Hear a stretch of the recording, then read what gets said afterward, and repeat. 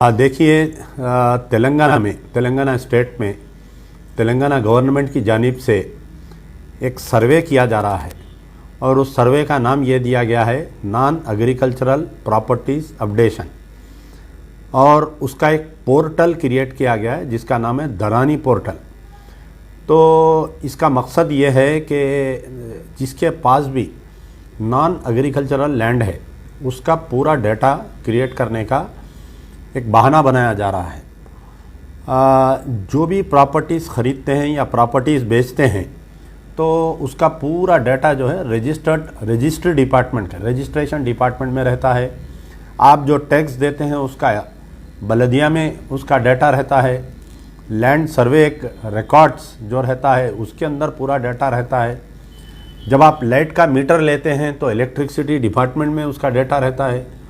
आप उस मकान पे अगर पानी का कनेक्शन लेते हैं, वाटर कनेक्शन, तो हैदराबाद मेट्रोपॉलिटन वाटर बोर्ड के पास आपका पूरा डाटा रहता है। तो ये तमाम यानी हर वो डाटा रहता है जो प्रॉपर्टी का होल्डर है उसका जो है जितने भी रजिस्टर्ड प्रॉपर्टीज़ है इनको पूरों को आधार कार्ड से लिंक किया गया है। आधार कार्ड में उसका डाटा रहता है। लेकिन हालिया असेंबली में अचानक से चीफ मिनिस्टर साहब ने एक ऐलान करते हुए ये कहा कि नॉन एग्रीकल्चरल प्रॉपर्टीज़ अपडेशन करने वाले हैं हम, सारा रिकॉर्ड एक जगह पर करेंगे। तो कई लोगों की नज़र से इसका नहीं गुजरा, लेकिन 1 अक्टूबर के दिन मेरा इत्तेफाक हुआ था एक बल्दिया दफ्तर को जाने का। जब मैं गया तो वहाँ पर एक फॉर्म, ये जो नॉन एग्रीकल्चर प्रॉपर्टीज़ अपडेशन का ये फॉर्म मेरे हाथ को लगा। इस फॉर्म में जो है टोटल 10 स्टेप्स है, यानी 10 कॉलम दिए गए हैं। आपके घर पे बलदिया की तरफ से लोग आएंगे। बलदिया में इतना स्टाफ नहीं है तो गवर्नमेंट टीचर्स को, रेवेन्यू डिपार्टमेंट के स्टाफ को एनरोल किया गया है। आपके हर मकान पर आकर किसके नाम पे मकान है, प्रेजेंट ऑक्यूपायर कौन है, ये तमाम तफसीलात लेने की कोशिश की जा रही है। मकान किसके नाम पे है, रजिस्ट्रेशन डिपार्टमेंट में पूरा रिकॉर्ड है। आप किससे ख़रीदे, ओपन प्लाट लिए या घर बनाए, कितनी बिल्डिंग है वो टैक्स डिपार्टमेंट में पूरा है जिसके हिसाब से टैक्स आता है। तो आया ये अपग्रेडेशन क्यों किया जा रहा है, ये डाटा क्यों क्लियर किया जा रहा है। जब मैंने फॉर्म को गौर से देखा तो इसके अंदर जो 9 स्टेप्स है उसमें स्टेप नंबर 2 में क्या है कि serial number, T pin number, house door number, owner name, owner mobile name, status and buttons to select, यानी यहाँ तक ठीक है। फिर उसके बाद में स्टेप नंबर 3 में ओनर नेम, फादर नेम या husband name, age, gender, caste. अब आप बताइए कि हुकूमत को जो है प्रॉपर्टी के ओनर से कास्ट के बारे में क्यों पूछा जा रहा है, पहला शक हमारा यहाँ पर है। फिर उसके बाद में यह है कि स्टेप नंबर 4 एक है, स्टेप नंबर 5, 6, 7, 8, 9, यहाँ पर एक 9 स्टेप नंबर में यह है कि प्रॉपर्टी ओनर्स के family members and their details. तो अब यहाँ पर यह बात हमको शक हो रही है कि आया तेलंगाना सरकार जो है कहीं चोर दरवाजे से NPR, CAA, NPR का अपग्रेडेशन तो नहीं कर रहे हैं। मोदी की सरकार को खुश करने के लिए चोर दरवाजे से ये फैमिली डिटेल्स लिया जा रहा है। उसका रिलीजन पूछा जा रहा है, उसका कास्ट पूछा जा रहा है, घर में कितने लोग हैं ये पूछा जा रहा है। आया हुकूमत को एक प्रॉपर्टी का, एक बिल्डिंग का, एक ओनर का अगर रिकॉर्ड लेना है तो आप जो है रजिस्टर्ड डिपार्टमेंट से सारे ले सकते।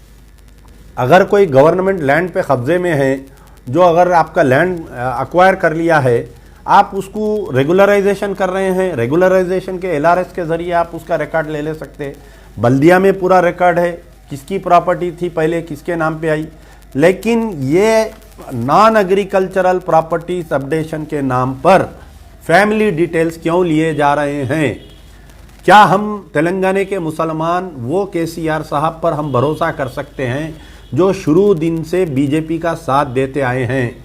प्रेसिडेंट इलेक्शन में आपने एनडीए का साथ दिया, वाइस प्रेसिडेंट इलेक्शन में आपने एनडीए का साथ दिया, आपके नोटबंदी में आपने एनडीए का साथ दिया, आर्टिकल 370 में आपने एनडीए का साथ दिया। ट्रिपल तलाक बिल में शरीयत में मदाखलत में आपने एनडीए का साथ दिया। 5 मुस्लिम लड़कों को इनकाउंटर कर दिए आप जुडिशल कस्टडी में। किशनबाग में 3-4 लोगों को फायरिंग में मार दिए। ये तमाम साबिका रिकॉर्ड जो केसीआर की बीजेपी की दोस्ती का है, हम क्या भरोसा कर सकते हैं।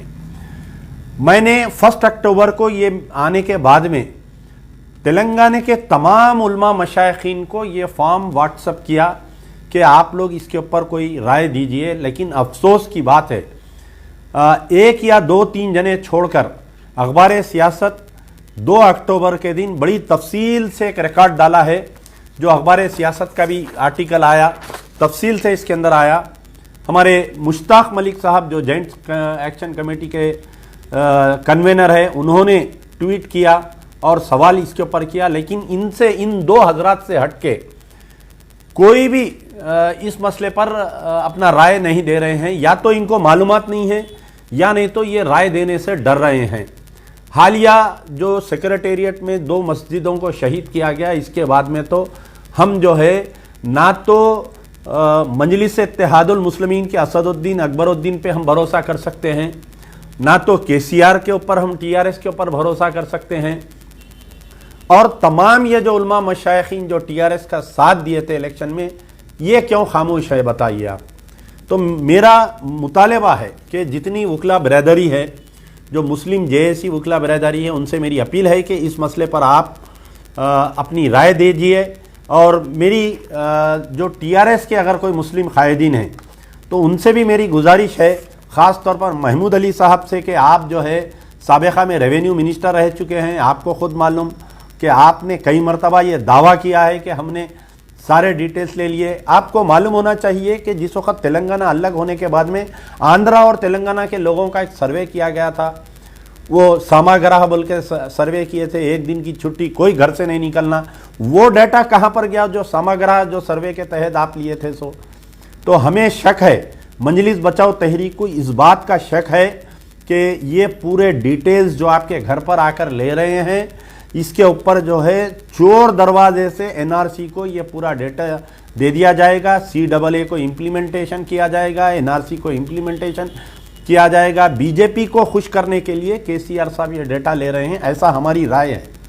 मजीद अगर इसके अंदर कोई मेरी राय से इख्तिलाफ करते हैं तो मैं उनसे गुजारिश करूंगा टीआरएस के कायदीन से कि मेरे शक को दूर करें। मैं तमाम वकला बरदरी से अपील कर रहा हूँ, तमाम उलमा मशाइखीन, दानिश्वरान इस्लाम, जितने मुस्लिम IAS IPS ऑफिसर्स है, जो रिटायर्ड IAS IPS ऑफिसर्स है, मेरी उनसे गुजारिश है कि इस मसले पर जल्द से जल्द बोलिए, वरना ये लोग सर्वे करके हमारा रिकॉर्ड पूरा बीजेपी के हाथ में दे देंगे। आने वाले दिनों में मुसलमानों को जिस तरीके से आसाम, वेस्ट बंगाल में परेशान किया जा रहा है, आपको भी यहाँ पर परेशानी में सामना करना पड़ेगा।